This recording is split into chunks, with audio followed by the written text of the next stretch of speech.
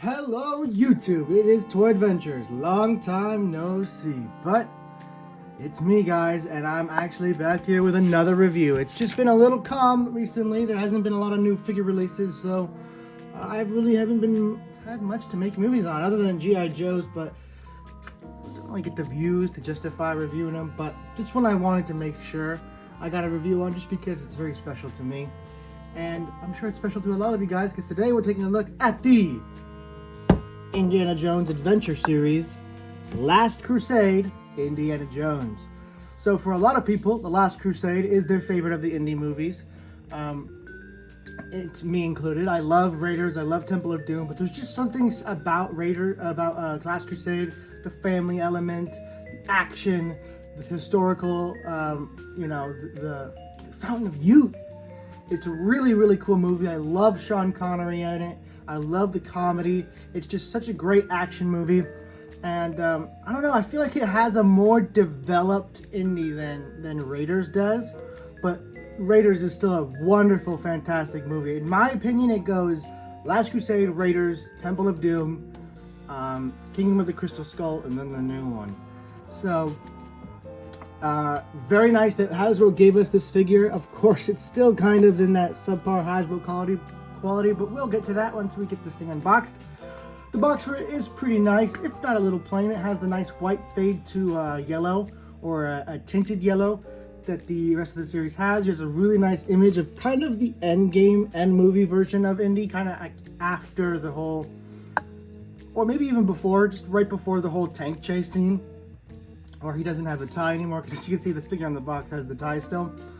And you get a build an artifact. This time it's a smaller version of the Grail room, where you have all the different Grails, all the false Grails, and then the one real Grail. So you get like a little podium kind of build version of that. So, taking a look here at the side, we have another nice image of Harrison Ford right here. Him and Sean Connery as Henry Jones Jr. Very cool, very nice box art. Taking a look here at the back, you get a nice look at the figure with the bullwhip, and then you get another nice figure of all the context, a nice picture of all the context in the box. You get Indy, you get his whip, you get an MP40 machine gun, the part where he steals the officer's MP40 and takes out the German troops, and of course his revolver. I was actually gonna get the new movie Indy. Surprisingly enough, I liked it when I first saw it. It was only after I really pondered it and watched reviews on it that I was like, wait a minute. So I noticed that he didn't have a gun. He didn't have a gun.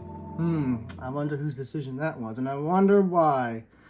Anyway, taking a look here at the other side, you get a really nice image of the rest of the wave.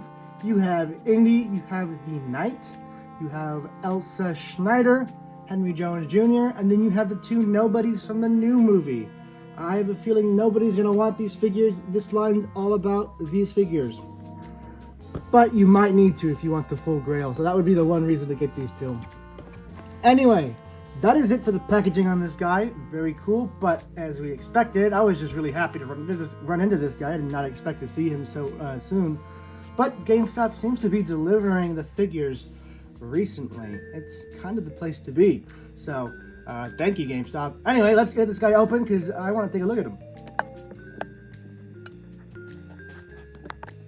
And here is everything you get in the box. You get Indy, his submachine gun, the whip, the coiled up whip, and the little piece of the artifact. So, let's just get this thing out of the way. It's just a nice little sculpted, I don't know, hunk of rock. You have little ancient sculpty bits on there. Big deal. Now, to attach his whip, all you gotta do is hook it on, and then really you gotta push this little tab in right here. You can see it tabs in right there, and it's super loose. It's been loose on all the Indy figures. It never tabs in right. I don't know what Hasbro's doing here, but they need to make it a little more than just a rubber tab and maybe add a plastic actual tab to make it facilitate better, because you angle this thing even a little bit and like it comes undone. It's more for like you pose it, then you attach the whip and you put it in spot, and then you take your picture or leaving it posed. But for like play, I don't think this thing's gonna stay in very well. And again, I think I put it the wrong way, but who cares? It's just for a demonstration.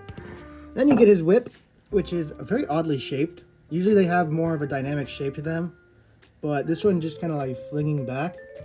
So I guess it's like he's whipping like that, but it's just curves in too much to him. They never pose these whips right. I never like how these whips come packaged. They never look good. They never look dynamic. They're very strange, but not too bad. Once you really stretch it out, you can get a very temporary good pose with it if you take your picture quick, but it's just not going to sit well. So there's his whip, and of course you have the Schweizer, the MP40, the German 9mm.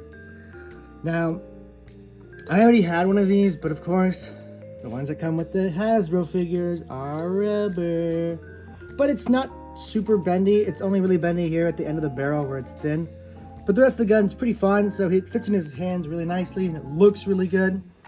Now let's get on to his hands, because that's pretty much it for this accessory. Yeah, the foldable stock doesn't actually come down.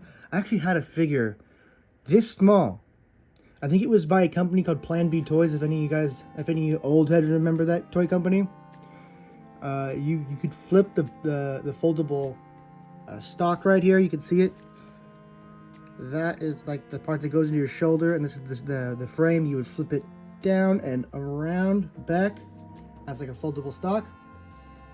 Just a little neat note. Anyway, let's take a look at indies. One thing you'll notice about all the prior indie releases that the Raiders of the Lost Ark had that the others don't is extra hands. These are the hands you're given, and these are the hands you are stuck with unless you bought the Raiders of the Lost Ark indie, because the hand connection port are all the same little tiny peg. So if you have, let's say, the whip hand from Indy Gen 1, we're going to call them V1, Raiders Indy. Look at that. The hand fits perfect. It's the same arms. So if you want to have your Last Crusade with some fists, to do some fisticuffs, not like there wasn't a ton of that in the movie, right? You can, which is really neat. So that is at least one reason to get the Raiders Indy, even if they make another one that's even better. This one's worth getting it just for the hands and the hand options for future indie releases, because this will work with the Temple of Doom indie. I assume it'll work with the Streets of Cairo indie. I haven't gotten that one yet. I haven't gotten the Hypnotized indie. I don't really think I want those. I might get Professor indie or Club Obi-Wan indie just for the head of hair without the hat on it, so I can switch between heads, because again, no removable hat. But I'll get to that, because this hat is actually cooler than the regular hats, so I'll show you guys that in just a moment.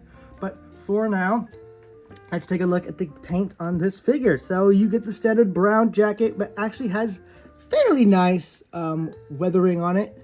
Now that I do my own weathering, I can notice that this is kind of sloppy and really brutishly applied. The only word I can think of, because usually you're supposed to go a lot lighter with a lot less paint on your brush, so it does it much more subtly and creates more realistic stress marks. Where this looks a little too on the nose, a little too much, but it still is nice that Hasbro thought of adding some weathering. They haven't been doing that, especially with their G.I. Joe figs. You also get a little bit more of that dust kind of weathering here on the pants and on the boots. So very nice. It's better than what we're used to. Also on the hat is nicely weathered. I'm just so not used to seeing weathering on a Hasbro figure, but look at that. Not a damn thing on the back of the hat, because no one's gonna look there, right? Not a damn thing. But the front of the hat, you can see no weathering, no weathering. It's like a line drawn right through the center. Interesting, Hasbro. So, other than that, he has a tie. It's a rubber piece. In the movie, the tie goes over the satchel strap, but the figure puts it under. Now, I understand, because the material they made this is kind of stiff. So if you put it over the strap like it is in the movie, it sticks out to a really awkward degree. You can kind of tuck the tip into the belt section, and that holds it down a little bit, but it's always going to look a little awkward. So if if you want your figure to look natural, you're just going to have to accept the inaccuracy and put this strap over the tie. As it stands, it only comes, like I said, with a shooting hand, which isn't great with holding his generic accessories, and it doesn't really have a very convincing grip on it. I mean, it holds it, no problem, but it doesn't look right, does it, with that giant finger sticking out? That's because obviously it's meant for a trigger finger. Take this out, pop the hand in, put the gun in, and surprisingly enough, Indy can actually hit some pretty realistic shooting poses. You can have it one hand, or if you want to use this hand to, you know, kind of cradle it under there, kind of World at War style, for those of you that know. So the NPCs in World at War would hold their MP40s. And look at that. You can have him shooting. Now, if you want him to do the incorrect mag holding method that you always see in movies, now, be advised, here's a little historical note for you guys. You wouldn't want to do this because it would mess up the mag and cause feeding issues. So you don't want to hold the MP40 by the mag like you see in the movies. That is incorrect. The soldiers wouldn't have done it either. So, but you can still hit that pose, and of course the firing it from the hip like he does in the movie. I said, don't call me Junior. Very cool. Now let's test his revolver because they always make it super wimpy. Now, the plug-in for the holster is actually a little bit better this time. It sticks in a little bit better. Pull the pistol out, and it's still this winky dinky little snub nose. I believe in this movie he's using a Webley, which is a British revolver. It's a bigger revolver and with a longer barrel. Not the snub nose anymore that he was using in Raiders. They still have not updated the little gun accessory. I wonder why, Hasbro. Those just aren't the attention to detail that you guys used to be, or at least have the attention to detail. And it looks really bad in his hand. That is really pathetic. Yeah, kind of weak. You may want to get a third-party gun. That's probably what I'm going to think of doing. Just because this one is so pathetic and it just looks so weak and dinky in his hand. Look at that. It's all the trigger finger keeping that in the hand. That the actual hand is not even fully gripping the handle. Strange. Finally, we're going to take a look at the face, see how they did. Alright, you don't see as much of the 5 o'clock shadow on this one, but let's compare it to our other Indy faces. Alright, so here he is with our V1 Raiders Indy,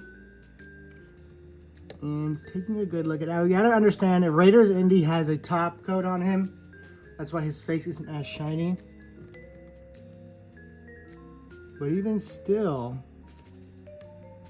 I don't think they're the same sculpt. I really like the Raiders Indy sculpt, and I also really like the Last Crusade sculpt, but I don't know. Part of me is telling the Last Crusade sculpt might not be as good as the Raiders sculpt, but again, this boy does have some, you know, third-party work done into him. Sorry, my light's really weird. Does have some third-party work put into him. Whoa! So, next up, let's take a look at him with, I guess we're just gonna move him. Temple of Doom Indy, which in my opinion definitely has not the best head sculpt out of the three, but it's a nice one. It has more of a motion to it. You can see a bit of his teeth and whatnot. So, still pretty cool.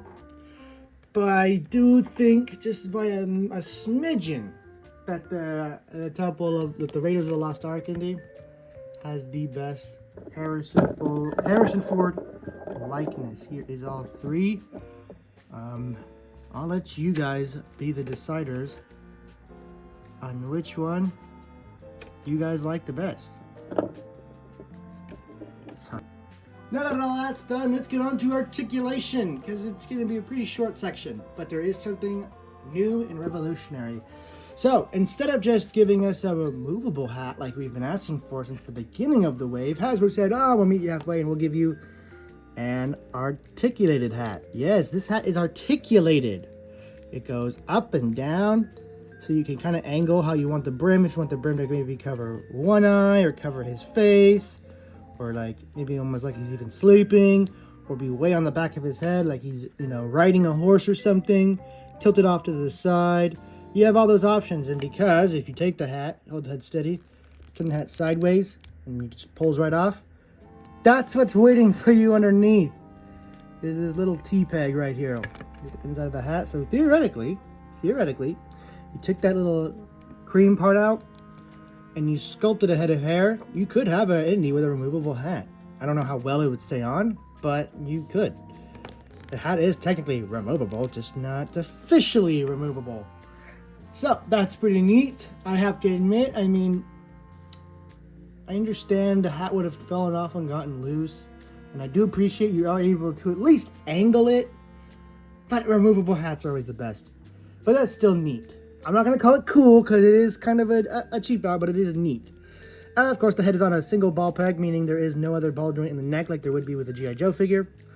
You can look up, you can look down, pretty standard stuff for a ball joint.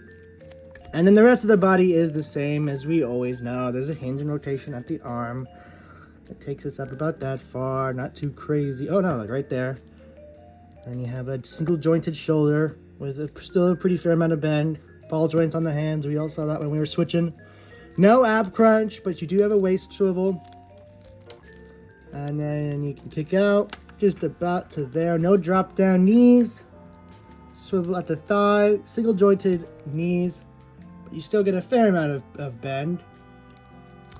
And ankles are on a hinge and a rotation. So just about the same articulation as we were used to for the entire wave of Indies. Now, the only non-Indie figure I've gotten from this wave is I've gotten two. I got Tote and Marion, but I haven't gotten Donovan, or I think Marcus is a figure too now, I think. And I haven't gotten any like the villain guys, and I really need to. I need to get Donovan. I need to get the two suit guys that are in that 1-2 pack. I can't remember their name. I think it's actually Belloc. There's a lot of characters I need to get, but for now I just have 3 Indies, a Tote, and a Marion. Anyway, guys, that's going to be pretty much it for this review. Thank you all so much for watching. I'm going to give this guy a 7 out of 10.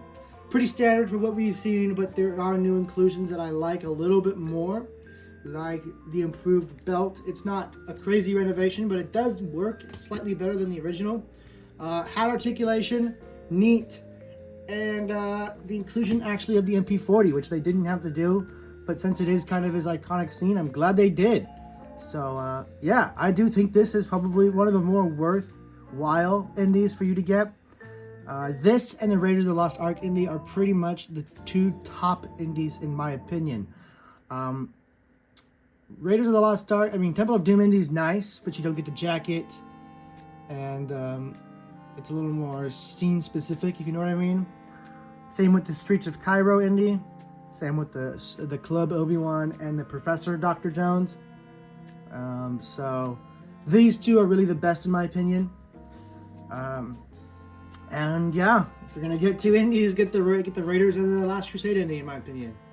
But like I said, that's it for this review. Thank you all so much for watching, and stay tuned for future videos. This has been Toy Adventures signing out. Peace.